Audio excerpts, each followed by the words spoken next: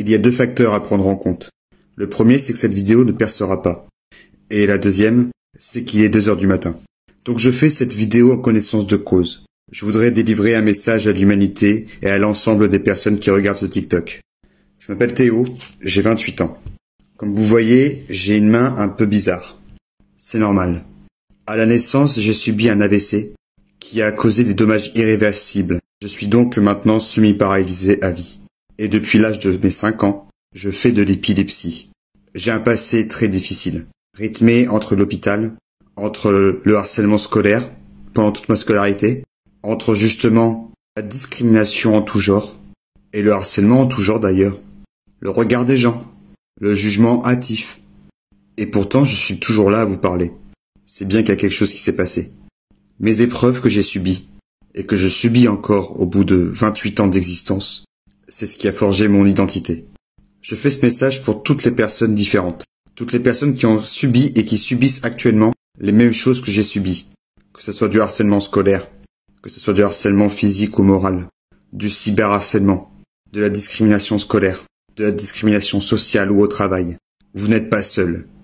Et je suis triste qu'aujourd'hui, encore aujourd'hui, il y a encore des gens qui sont vraiment dans le mal et qu'on les aide pas.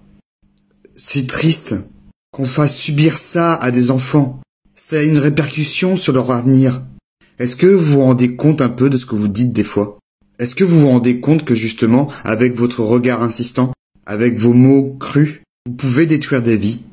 Ce message est donc pour vous, les personnes différentes, ou les personnes qui subissent des choses mal, ou vous qui n'arrivez pas encore à vous accepter tel que vous êtes. Ce que je veux dire, c'est que moi, j'ai réussi à m'accepter comme je suis au bout de 20 ans d'existence. Ça a été un vrai combat. Très difficile. Mais les premiers objectifs étaient là. J'ai réussi à avoir un travail, une maison, une vie familiale, une voiture. Je me considère plus comme handicapé.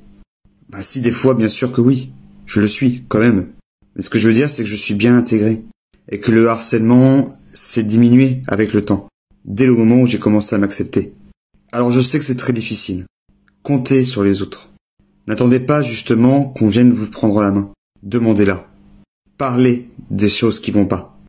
Et vous, les autres personnes qui ne subissent rien, sachez qu'une personne qui sourit ne veut pas dire qu'elle est heureuse.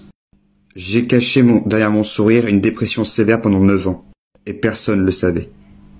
Alors s'il vous plaît, je sais qu'on est dans une France actuellement qui est divisée. Une France fracturée. Mais il faut se soutenir. Je sais qu'on peut rigoler de tout. Mais à un moment donné, soyons sérieux.